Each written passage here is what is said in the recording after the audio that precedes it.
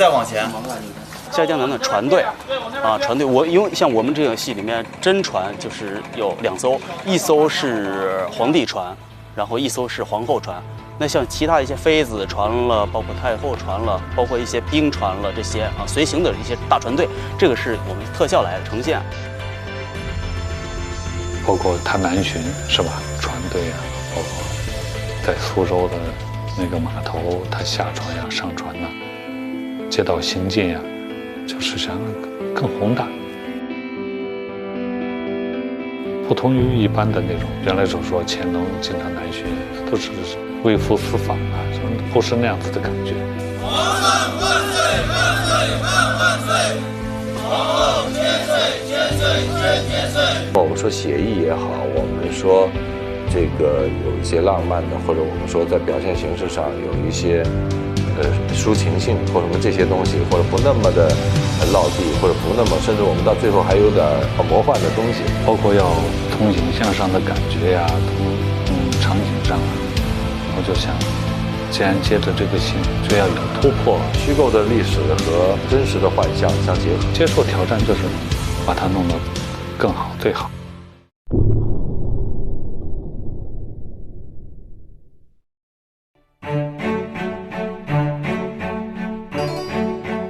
我们《如懿传》是从北京转到坝上，再从坝上转回北京，再从北京转到苏州，苏州再转到余姚，余姚再转到横店。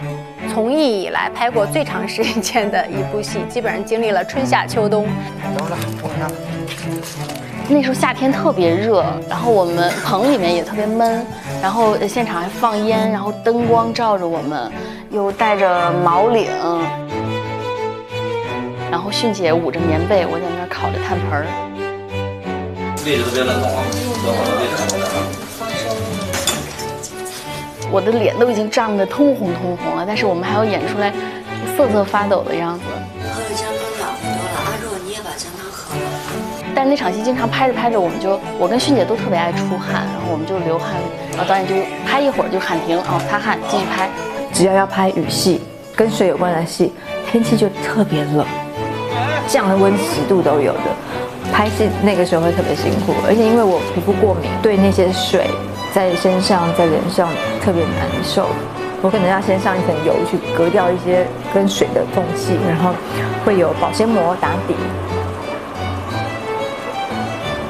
不怕雨不怕风，大衣搭配毛巾，塑料袋已经拿走了，刚才还有塑料袋。现在感觉还冷不冷？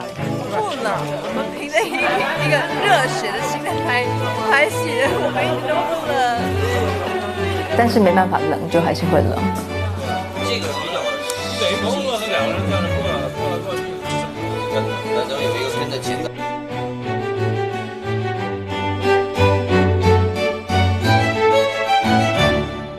其实完全是要跟戏走，跟情绪走。不管雪呀、雨呀，基本上都是咱们人工去做，需要提前的去找它合适的那种位置。这马上拍了，现在觉得重，衣服好重啊。很费功夫，而且呢，雨的大小，一会儿雨大了，一会儿雨小了，或者这边有了，那边没有，你就要不停的去调整。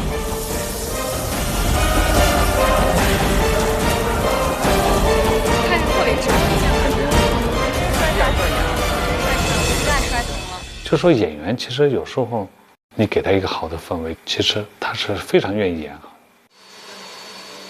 有雪有雨，雪机的位置啊，都是我跟他们去定。我说镜头在这儿，你下雪的机器在这儿，你从这儿开始给我下。你这撒的是什么东西啊？碘化银。碘化银，你是用它做雪吗？对，用它做雪，道具雪。有问题大家一块想办法，不管是我们的导演还是咱们的主演。我们每拍一场戏都会要有一些烟雾缭绕的感觉，就会拍出来质感上面会比较好。每天都会熏那个咖啡豆的味儿。咖啡的这放烟的这个是我带进来的。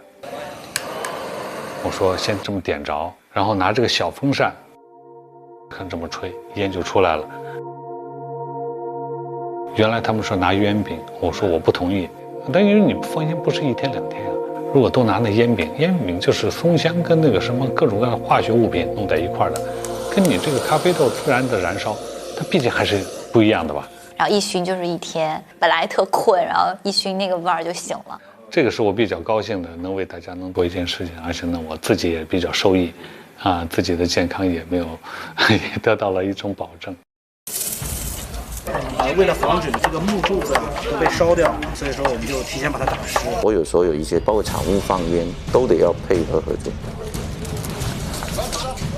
每一个部门其实包括你常务，常务帮你弄个大炮，弄个轨道，弄个必须的，就包括你景道具。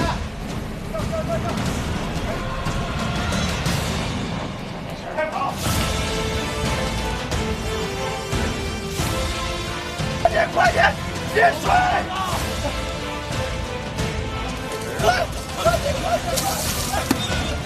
我上去救的时候，李玉拦着我不让我上，他一抓就刚好抓到我的辫子，就把我的假发全给拽下来了。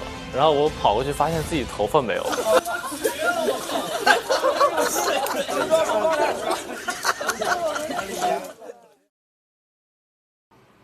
准备。起来！因为那一天拍自焚那场戏的时候，其实是大概我已经连哭了第6天，那1个礼拜对我来说是特别难熬的。我在想，一个人到了那样一个状态，跟已经做了这样的决定之后，你还会哭得那么激烈吗？我其实自己觉得，我觉得他可能都有点哭不出来了。我就把自己陷在了一个很空的一个状态。哇，那场放火的戏是真的，我觉得我们那个火放的好美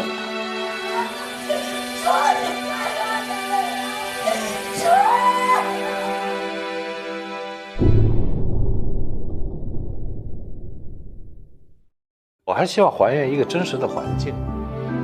如果说你的剧的前提风格是一个古装正剧的话，你没有这些东西是不行的，你必须要有生活细节的。最大的挑战还是找到一个属于这个戏的独特的一个美学观。这个棒子呢，从镜头看是一个棒子形。跟导演合作觉得挺难得的吧，我觉得特别好，而且对美术这边呢是给予非常大的帮助和认可，因为他给了我们很大的空间。找到，然后我要跟导演要交流要得到共识。要跟着执行部门要把我的这个感受要表达出来。美术这块是韩老师给了一个《如懿传》一个世界观，然后呢，我们是怎么去丰富每一个世界里边的城市，是一些细节的工作。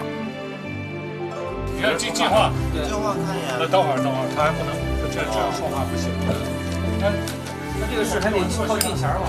韩老师那个擅长就是大，就是他就是要把它做大、做好、做完美。当然，这也是我想要的，也是汪导要的。其实就是度，我觉得把握度是特别难的。乾隆盛世是封建社会最辉煌，或者是它一个顶峰的一个时期，那个时候的国力是最强大的嘛。那我们就要把这个东西要强调出来。从颜色和质感的2方面吧。皇宫里面呢，韩老师概念就是说他想做一个比较强烈的对比，他觉得可能在整个北京城里面，这个紫禁城应该是一个金字块一样的这么一个状态，闪闪发光的，和周围的这些普通的百姓能有一个很大的差别。在这个基础上，你给我尽量的华丽，前提是你不能假，你不能做的一个让人参观的一个地方，而是嫔妃们、皇帝真正生活在其中的一个环境里。他其实除了大的世界观以外呢，跟我们提到就是乾隆盛世嘛，就是说丰富应该丰富到一个什么样的极致。对，在这里面给我们其实灌输了好多设计的中心思想吧，然后我们沿着他这方向整体往下去走，再落实。他让我一点一点的去把这个整个空间立起来，这个是觉得特别难得。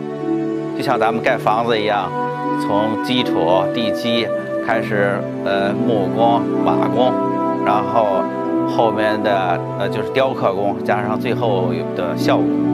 每一个场景，实际上就跟东西12宫都不同。看似是一个紫禁城，它不是一个复原，不是一个写实的。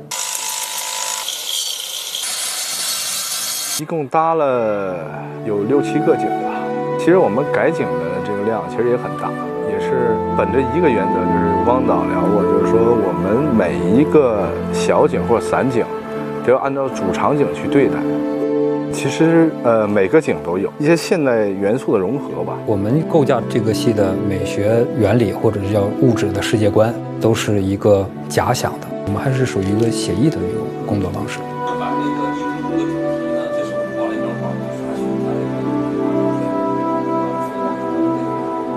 大概风格确认了以后呢，然后会做一些制作图的这个设计。这些呢，我们都是根据在这个宫殿里面住的这个人物做的一个贴近人物性格的设计，希望把人物的性格，做得更饱满一点吧。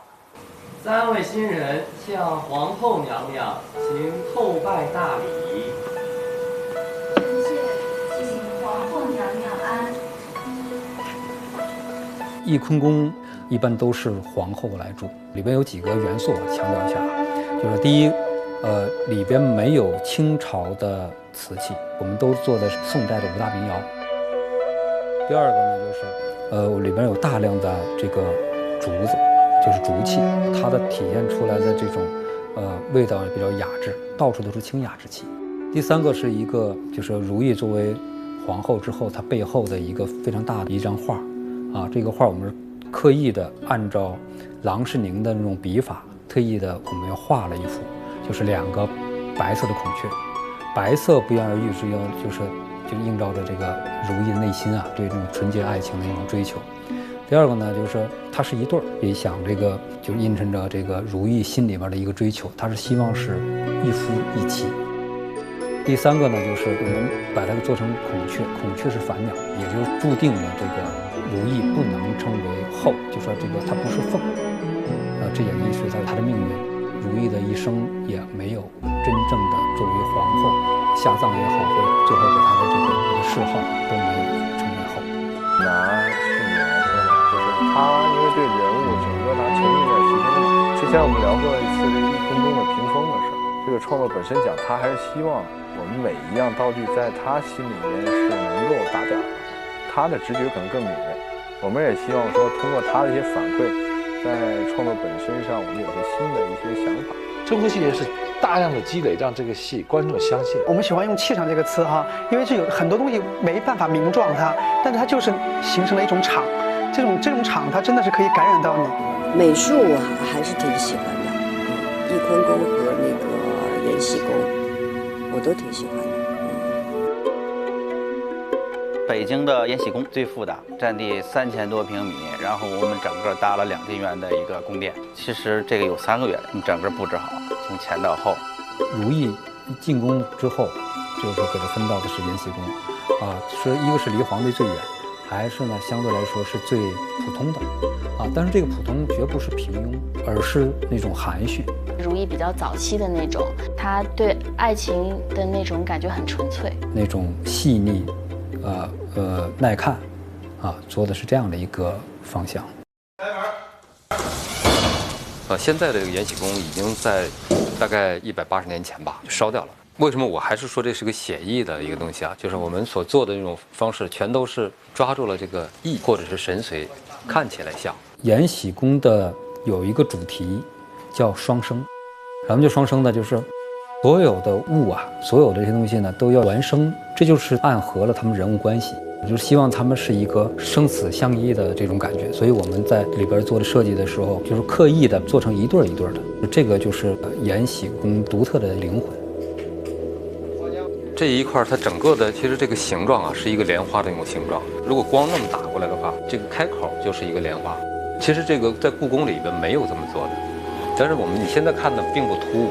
这就是一个神髓啊，我们不是照抄，主题要更突出的是那种姐妹情感，所以呢，我们做的这个莲花也是并蒂莲，啊，就是双生莲。延禧宫是这个就是如意早期的一个宫殿，跟它那些用电笔呢，这个就是偏老一些，偏旧一些。这边呢就是卧室，讲究呢就是色彩，除了灰色，然后就是青色。你看它这个色彩啊，面料的那种珍贵缂丝，过去的讲叫1寸缂丝1寸金。预备，开始。我们做的任务还是那个嘛，就是服务于拍摄。根据这个人物的特点啊，比如说如意就是需要，他那种雅致，要从这个细节里边看到他的与众不同。其实我们最喜欢可能是老华的长春宫，非常的写实，非常大气，做的非常精细，特别美，超级美。就从镜头里面去看它那个层次感、景深，真的很好看。这是写意和写实结合在一起了。他用的是深蓝色的那个纱，透出去特别好，很持重，就是但是有质感又特别好，拍出来光一打，它那种氛围就特别舒服。1、2、3，1、2、3。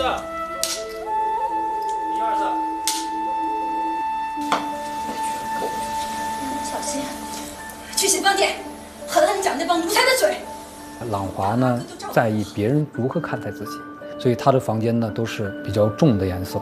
我们拿这个，比如是深绿、深蓝、深咖作为黑色来用，然后里面再加一些金线、金丝金色的一些图案，然后到处都是凤，因为他到处要体现自己皇后的这个独特的这种位置，这也是他内心的一个写照。所以看似那种朴素简约，这都是给人看的。真的是按照那样的色调，包括比较稳重的那个劲儿吧，可能不见得很多人都能接受。皇后就是不一样，就是它的那个颜色虽然暗，但是暗得很高级。那我们做的就是要它的母仪天下的那种姿态，它所有这样的姿态都是演戏。好，3年1次。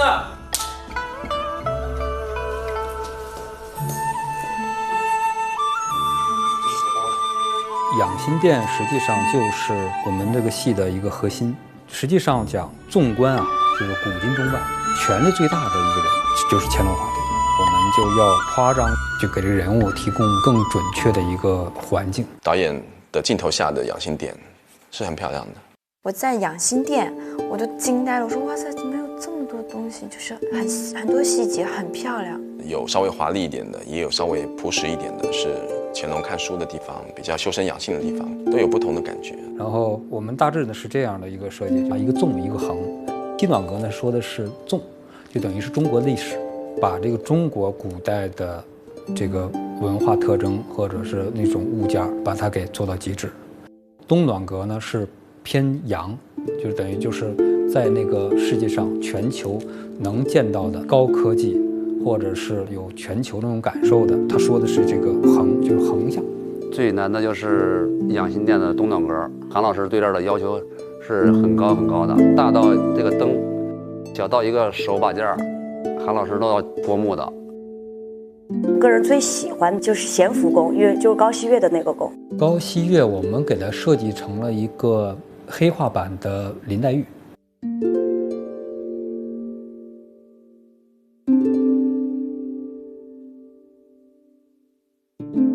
我当时一进去的时候，我觉得我们的美术老师非常厉害，想隐约的体现这个高熹岳他对于这个音律的一个精通的这样一个点。这个其实但不会真响的，要现场没法拍摄。棒棒的。因为我爱弹琵琶，他们给我做了一面墙的琵琶，就挂在那上面，其实是个非常好看的背景，然后也体现了它的这个才艺的部分。因为高熹岳是一个体寒的人，气血虚弱，他的那个桌子写字的桌子是跟别人不一样，它比平常的高一些，中间镂空有些檐，它可以在里面放炭，就是你坐在那儿的时候脚是热的。他平时坐的一个座位，我们下面是设计的是有一层这个台子，它就可以放那个炭盆烧炭来取暖。它这个里面是可以放一些什么艾叶啊，或者是中草药啊，就是把高熹岳的这种特点展现的淋漓尽致。4年1次，预备，开始。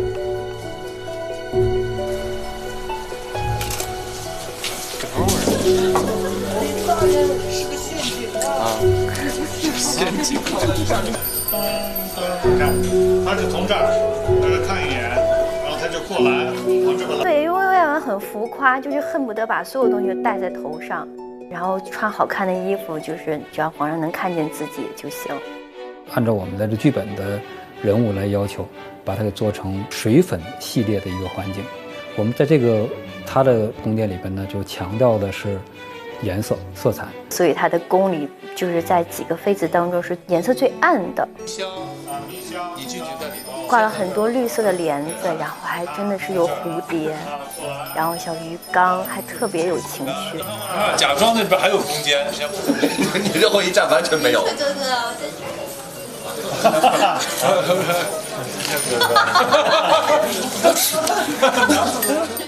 准备开始。微尘不变久留，先行高飞。有些纱看你怎么拍，意境给的特别好，因为它很多层的帘子，然后会有很多朦胧感。哪怕是一个幔帐，哪怕是一排烛光，就能感觉到环境给演员的刺激，就你能相信这个环境，而不是觉得是造出来的一个景嘛，不是的。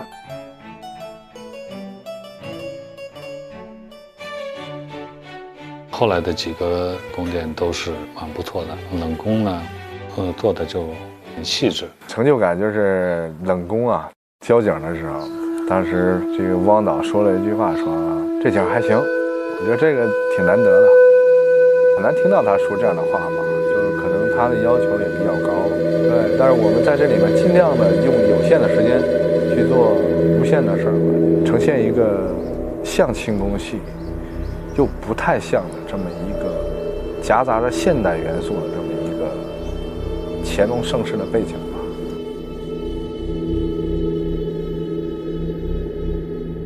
物件写实呢，也还是属于感受性的写实，并不是那个东西是针对的，我们只能说是看起来像，就是它的感受是写实的，就是味道对。我们这个戏就是刺绣，也有手工的，还有一些别的加工的方式做的这些东西，还有景泰蓝，这个戏我们用的都特别多，还有缂丝，这个我们用的量都比较大。比如迅姐盖的那被子，就我们从苏州买了好多缂丝嘛。对，因为我们也希望说，在演员脸周围啊，尽量去找一些好的面料，去给它做一些近景特写的拍摄，来丰富一下我们想要表达的这个质感和材质嘛。很多件东西吧，我们都是尽量按照古法去做，更贴近那个当时的工艺。制作道具的量大概在8000到1万件吧。我每次一走到那个场景，都觉得哇，好豪华，而且很多细节做得好，做得细，而且呢还有很多真材实料、有质感的道具。韩忠老师工作比较较真儿，我们所做的东西特别的细，因为也怕有瑕疵搁在画面里头。其实像这个都是我们收的古董，没有100年、80年了吧？真的，这是真的。其实最重要的是要有质感，所以我希望他用古董，因为肌理这些东西是很难做出来的。哎呦，你在拍上去的时候，在给特写的时候，你心里特别舒服，那个质感特别好。我们在演的时候都真的要保护它。我觉得最有挑战就是这个马车，就是皇帝出行去打猎的那个马车，以及皇后那个马车。工期也短，而且制作量也比较大，工艺也复杂，所以这是比较有挑战。真正能在水里边能开的船，在苏州我们做的那个3艘大船，既要保证美术的制作要求，另外还有一个保证人员的安全，因为毕竟是在真的那个苏州太湖里边。因为当时我们制作的时间是非常短的，然后我们是在外边加工预制。然后在安装的时候，处理有一些实际的一些困难，比如说在路上运输啊太大，我们做的。来，往里出！台下人进人多，后边克服了。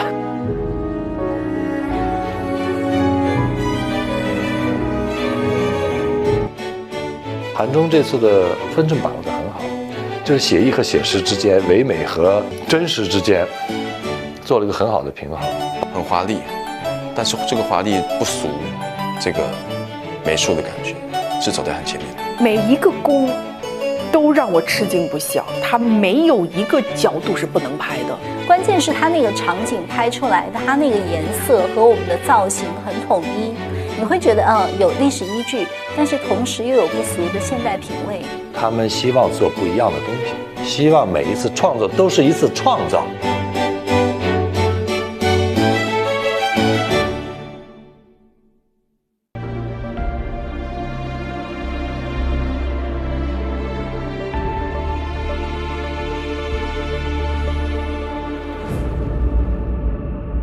每天要面对的东西啊，让今天是一个全新的一个状态去面对。当这个镜头拿到手，从无到有，到最后自己一步一步从建模了、材质了、打灯光了，还有合成了这些，一直到最后呈现出来，制作人员对于一个特效人员来说，它是一种内心的一个满足愉悦。我觉得这是一个非常认真创作的团队，体会到各个方面每一个演员的表演，我们的场景的设计，包括拍摄，这是一场视觉的饕餮盛宴。我觉得，这个昂贵对我们道具来说，每一件东西都很昂贵，就不止它的本身的这个价值，是我们所有弟兄们付出的这个昂贵。这不要再这么轻易的产生这个满足感。我还是希望是看到一个优秀的剧目，而不是一个局部。这是一个浑然一体的一个艺术作品，希望观众能够从这个戏里边找到一个总体的感受。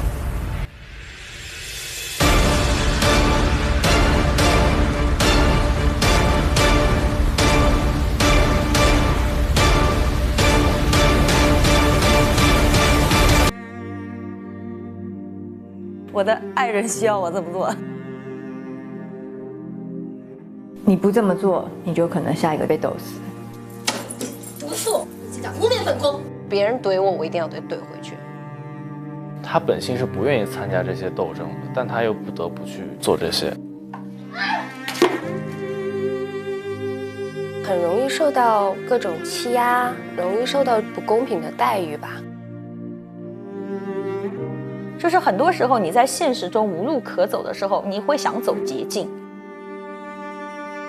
因为受尽欺辱了，所以后面有报仇。没有一个人一上来就是坏，也没有一个人善良得一塌糊涂。我可以允许你去追求更好的生活，但是我完全不能接受的是，你现在连一个人都不算了。我真不了解宫斗。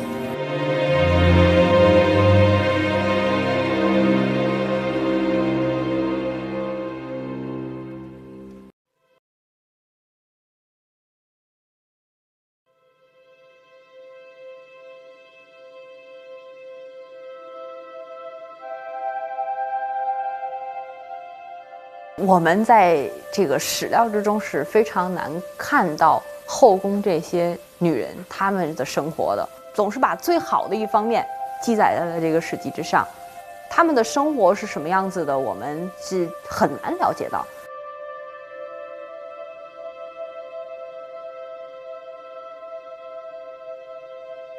有很多的这个我们未知的一个领域，这个很多可能就是有待你去想象，有待你去创作的东西。可能宫中的生活比较漫长，鸟儿都可以自由自在的飞翔，可是我们每一个人都会被困在这里。抬头每天一辈子见的都是那么大的一片天，就不会像我们现在生活那么丰富多彩。他们可能最多就是看戏。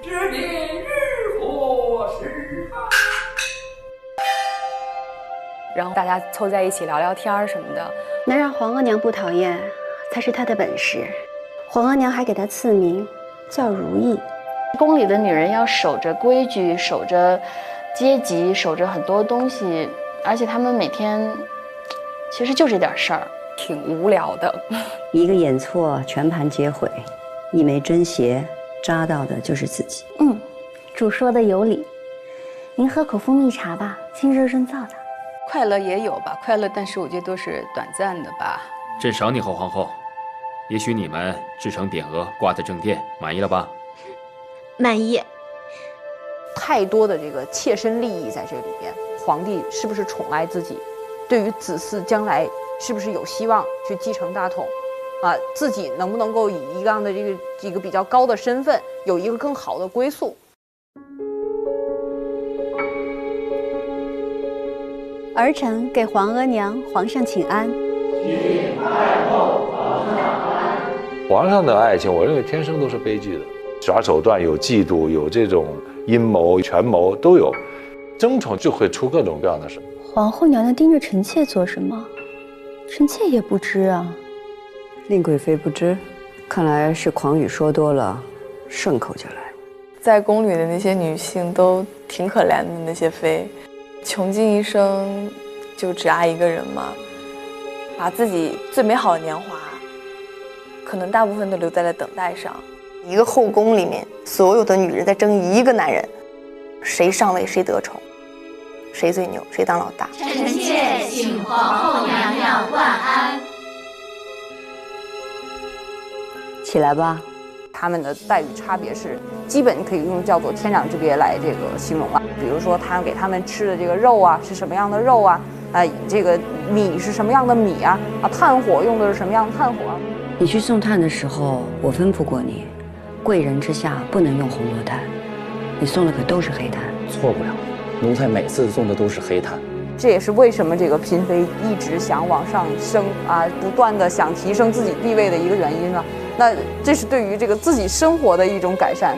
因为我一直是跟在皇上身边的，所以他去哪个宫跟哪个妃子跟哪个人的斗争啊，我都在，我能看到，历历在目。生的倒是周正啊，舌头也灵活。往前啊，奴才在，带他下去乱棍打死。是。帝王的爱情都是畸形的，他不太正常，因为人太特殊了，就注定他们不可能有凡人那样的爱情啊。这就讲一群这样的女人们在那样的一个环境下如何生存的一个事儿。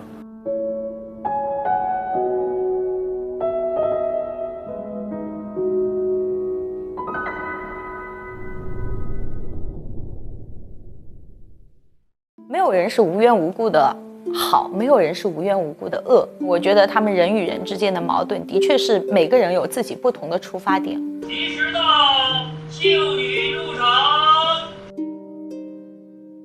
我觉得我们可能要追溯到刚进府选秀那场戏。请熹贵妃娘娘安，请四阿哥安。突然不知道哪儿冒出来一个如意，皇上还非要选他。青英格格聪颖伶俐，是为嫡福晋。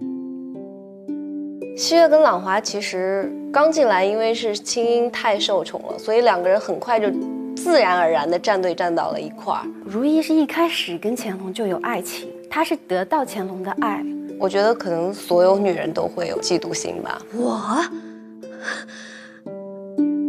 若要是臣妾，怎么还会让他出得了冷宫？其实朗华没有，但是朗华相信我是他的嫡妻，谁也取代不了我，而且我也希望他知道我是最适合当他嫡妻的这样的一个人。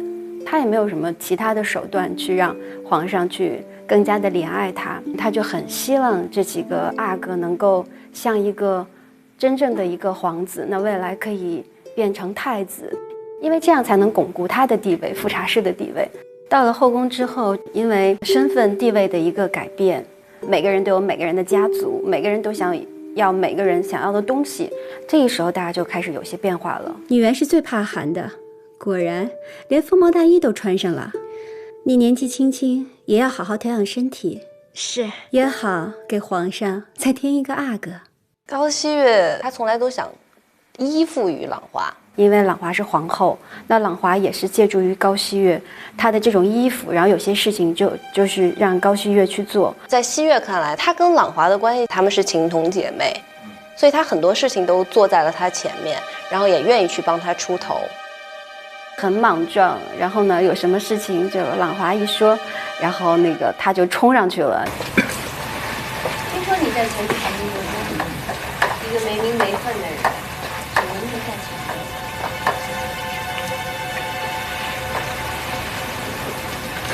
那每一个女人其实都是人性化的在塑造，每个人进宫的动机也不一样，生存的动机也不一样。高希月还是沾了很多他爸爸的光吧，因为当时高斌在朝臣中是一个对皇上非常重要的一个官员。那你说谁不爱自己闺女啊？当爹的希望自己的闺女有出息啊，最好能上位啊，干过这个如意啊。本宫给你的东西再好，也不过是一件贡品罢了，怎比得上贤妃宫里挂的一副匾额，都是皇上御笔亲题的。就他会觉得他想要的东西所有都给如意了，包括这个男人的爱，他觉得他什么都没得到。本宫一心想要越过你，没想到今日沦落到这般地步。其实他心里是空的。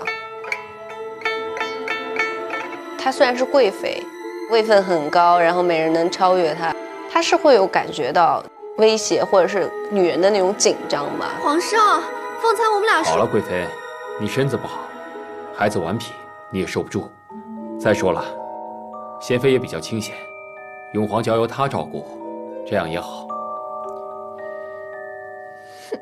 朗华一开始他是不屑于这些的，但是呢，他的妈妈呢又是过来人，做正妻的要什么都得想到，但不必什么都做，有底下的奴才替你效劳，何必脏了你的手呢？所以其实也是用这种观念慢慢的去改变朗华。这是我成婚的时候皇上赐给我的嫁妆，听说是安南来的贡品，所以便转赠给2位妹妹，以表倾慕之情。其实郎华这个角色在整个剧里来看，他不坏，他只是为了保住自己的地位。他有很多的责任，他有很多的事情，他逼不得已，他要隐藏自己的个人情绪，去考虑，比如说复查整个族，就是考虑他们的利益。我认为朗华她其实一开始，那她就是一个想要做一个好皇后的一个人，那后来触碰到她自己的一个底线了，那我就是反击。我认为我自己也有依据。本宫给了你们这对镯子，就是想要告诉你们，彼此间要存了亲好之心。你倒是肯天天戴着，也不枉本宫的一片心意。臣妾会时时带着，时时谨记的。其实他做的最坏的一个事儿就是给了那个镯子。哎，这是什么呀？这是零陵香，女子若是长期使用，便不易有孕。没有想到，就是害他最深的人是朗华。这镯子里边藏着伤人血气，让女子不孕的零陵香，完全不能接受。后来他也只要去告诉皇上朗华这些罪行。重阳佳节，皇后又指使臣妾烧死贤妃，是贤妃得风湿之类小恶，固然有嘉妃收起药力，但事情是皇后让臣妾做的。也就是说，在前期的这个阶段里面，其实朗华和高希月也算是牺牲品了。所以你看后宫里面谁说了算？太后说了算。乌拉那拉氏谋害皇嗣，罪不可恕，理应即刻褫夺封号，废为庶人。她是太后，她狠是因为她必须这样，她才能够生存。皇上拧半天，他最后还是得听太后的。她要权衡，让彼此又能斗，又能被她掌控。皇娘精心挑选的人，果然清丽，心思也不俗啊。他的城府太深了，看似好像是一片祥和，其实暗自里边都互相较着劲儿呢。皇上，皇上，皇上，皇上来了！皇上，皇上，皇上，皇上，皇上，朕在这儿呢。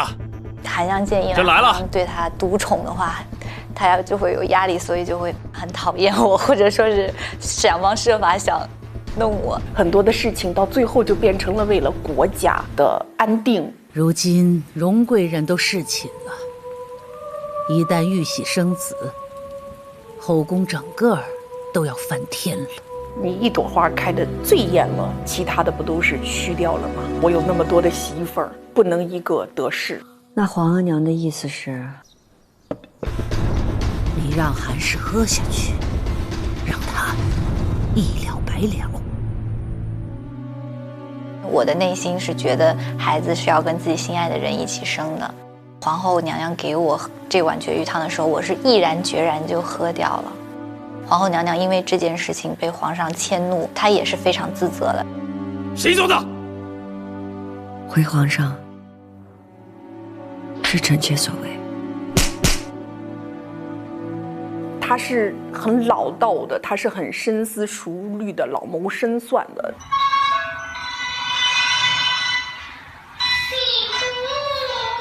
作为太后，她要布很多的卧底，她要布很多的棋子，在很多不同的层面。太后呢，手下不是有3颗棋子吗？白蕊期、奕欢跟陆慕平。太后把他纳为自己的人，她也通过一些手段，自己大胆的跟皇上接近。你叫什么名字？奴婢姓白，名蕊姬，成为了乾隆他登基以后第1个的新人。叫什么名字？妾身太常寺少卿陆世龙之女陆慕平。说话干嘛的都是看着他的眼色，他让我去做什么就做什么，有点像太后的一个傀儡。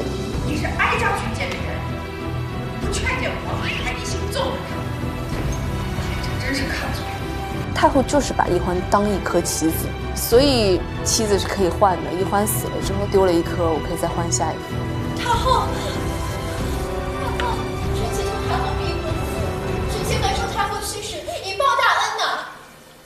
做太后来说，就怕宫中太宁静了，但是又不能斗得太无宁日，所以这种平衡永远是要被操纵的。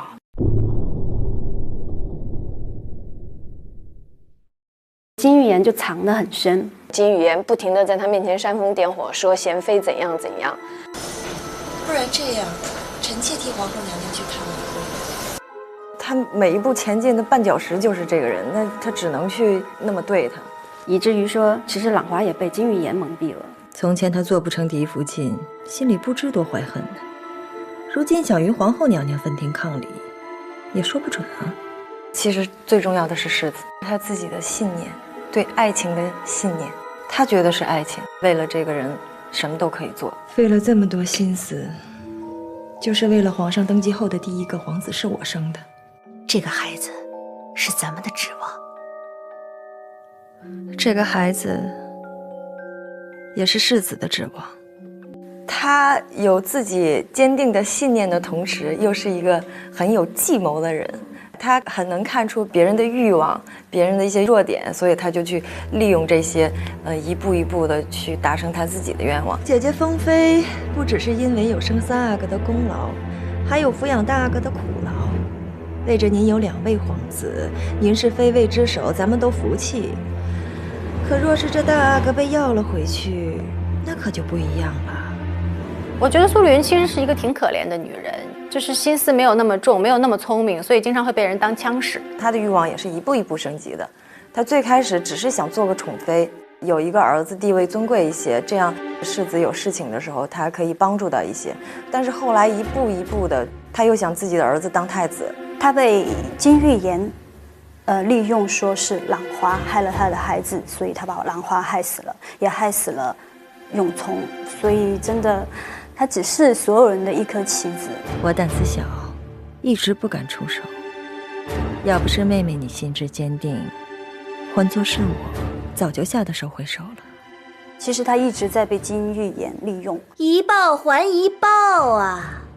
为娘的做了什么孽，便都报应到孩子身上。因为她很美嘛，她很自信。乾隆对她的态度也让她很相信，这个男人他是可以把握住的，他是可以去能完成他想要做的一些事情。还敢谋害朕的皇嗣，胡乱朕的后宫，你永远别想永成继承朕的江山，听明白了没有？一直到最后，他又清醒过来了，他这么多年一直坚信的东西全都坍塌了，不只是从世子那儿，还是乾隆那儿。这个人绝望了，觉得这一生挺失败的。《如懿传》他讲的不是权力和欲望的争斗，讲的是每一个人为爱情愿意做的牺牲。索抽龙贵夺，江湖技术人。朕想着他要是能实实在在的治水，也是个有用的人才，朕可以封他为知府。奴婢谢皇上隆恩。阿若因为跟我是从小一起长大的，等于就是陪着我进宫的陪嫁。请皇上、皇后娘娘万安，请加对。就等于生命最纯真的年代都是在一块儿。这个情分就更加不一样了。就是在如意进宫之后，阿若是他身边最亲近的人。皇上说：“阿若，照顾好你们主人，记得备上白玉双峰膏，朕这几日都会过来陪你们主用些。”有他自己内心的欲望吧。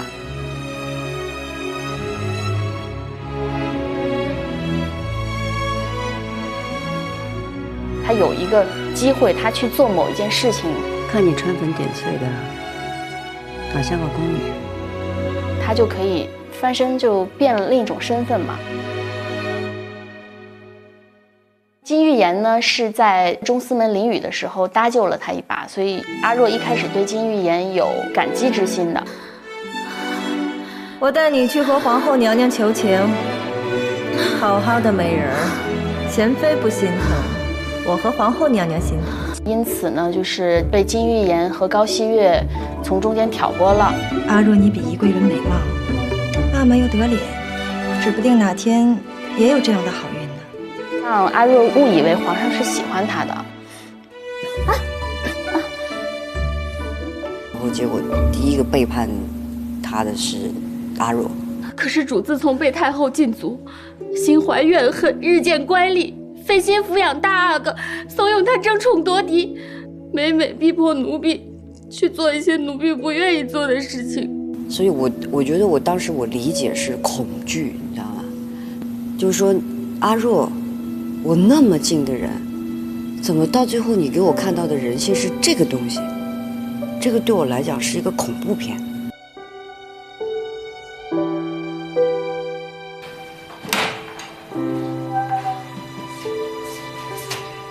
高希月是同伙，因为我们在叛变就是栽赃如意的过程中，主要是他们两个是密谋的，我们就偶尔放个火啦，放点蛇啦，救命啊！快点来人呐！然后给饭里下点药啦，反正总之都没闲着。如意从冷宫快出来了，我们就面临东窗事发，后来大家就互相撕咬。得了，咱别自己人跟自己人置气呀，这么多奴才看着呢。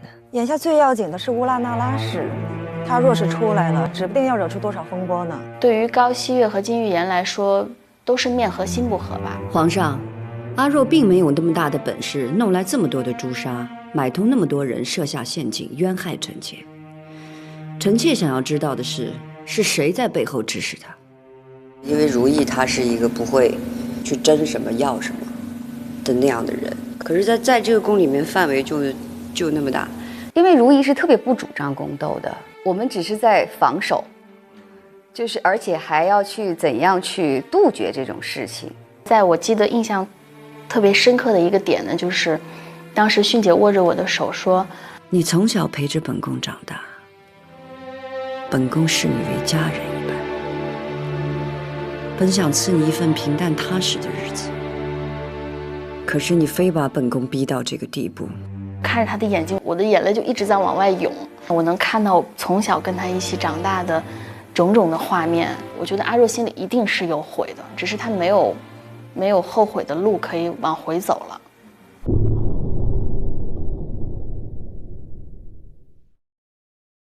因为他曾经受伤非常的深，宫里面所有地方我们都跪过。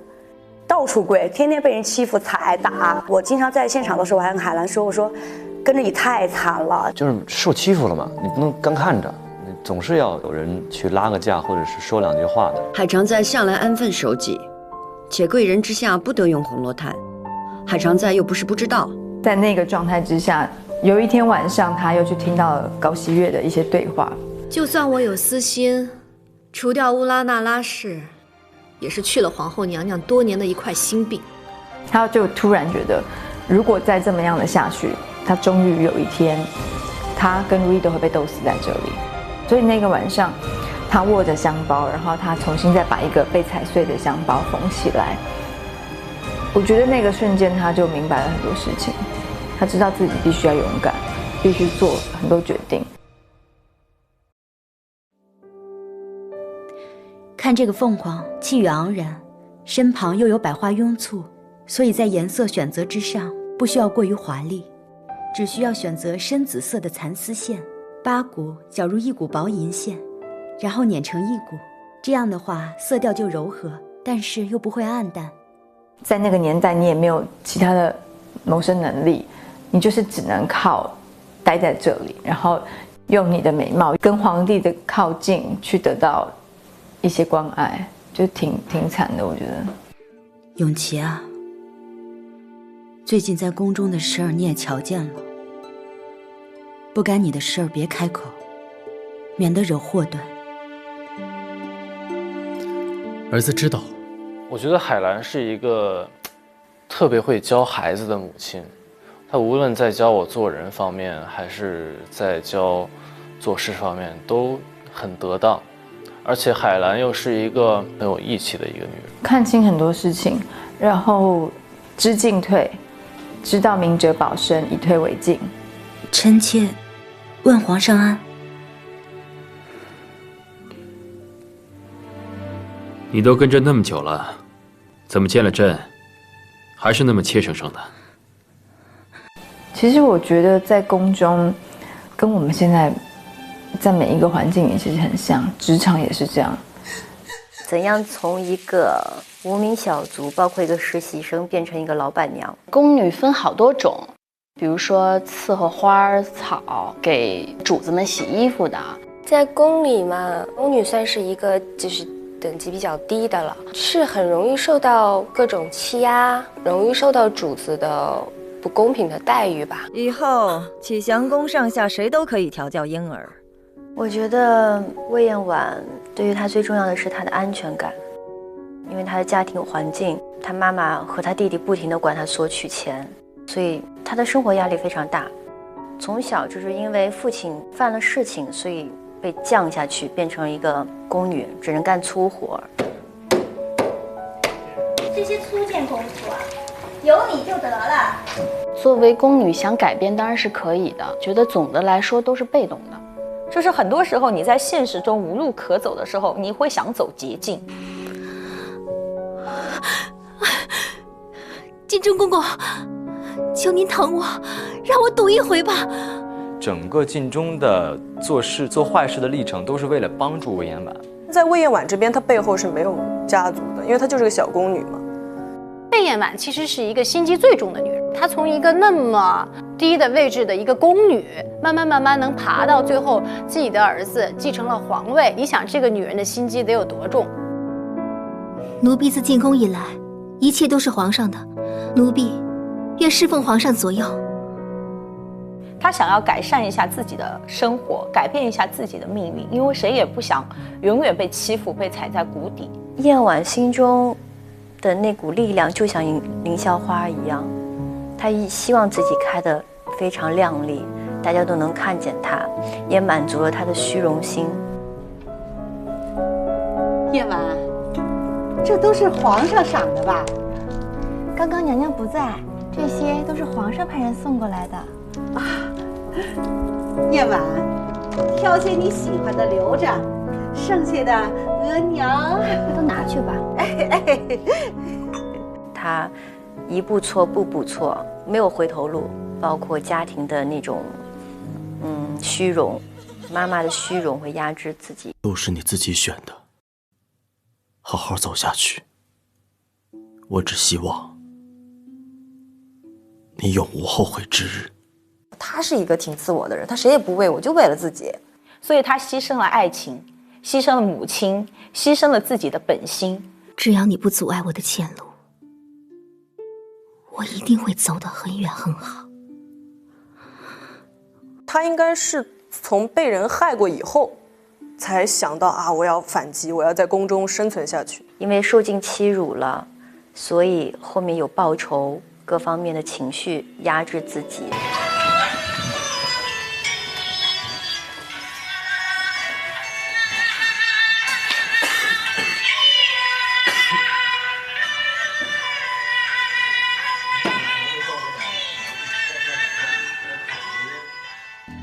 他很会讨皇上欢心，只要皇上开心了，很多事情就非常容易。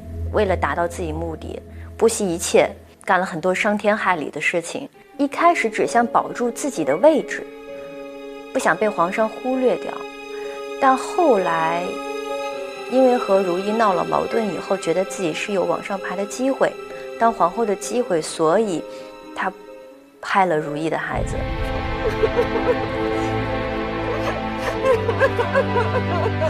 他把一个孩子给害死。我在质问他这件事的时候，其实我是落泪的，因为我对你是完全失望。我跟你一块长大，我可以允许你去追求更好的生活，但是我完全不能接受的是，你现在连一个人都不算了，因为你连孩子都害。这人已经坏的没边了，也没有道德底线了。这哥哥，救救你的燕婉吧！你的燕婉快被人害死了。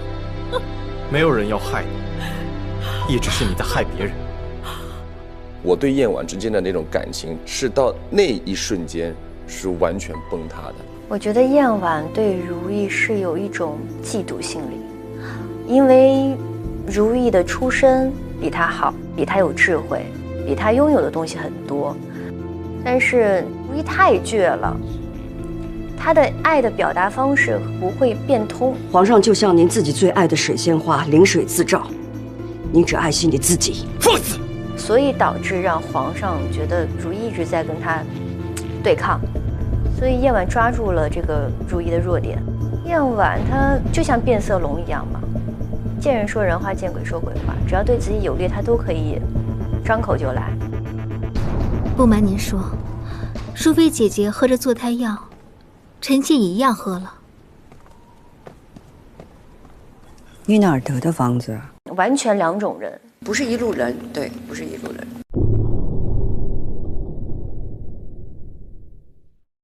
如意在这期间，她有一些变化。起初她是不愿意去争宠，去做这些。本宫当然要查。一个受冤之人，自然要为自己洗冤，求一个清白。她觉得皇上爱她，她就觉得得到了一切。但后期她发现，当她安逸的想在宫中生活的时候，别人却处处与她为敌，所以不会让她好过。就即使你不招惹别人，但别人会置于你死地。我要是不再反击，我可能就没命了。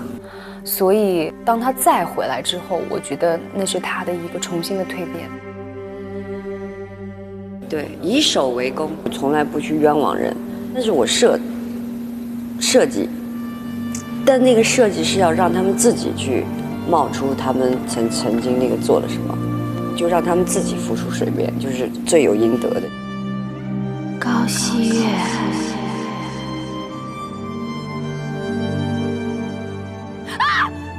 高希月，等于我都属于自卫反击战。这个是他是一件一件垒到一个地方，他是终于不想再忍了。是你蓄意害我们王爷，他人生当中的选择。如意之所以在剧中比较出挑，是因为她的情感观和她的爱情观吧。她不适合在古代生活，她是一个现代女性思维，自主坚强，不需要依靠任何人。对于女性的解读，其实如意是一个典型的代表嘛。就不管是女性心理的情感还是女性生命的体现、价值的体现，包括她其实对男权社会她也有一些质疑的。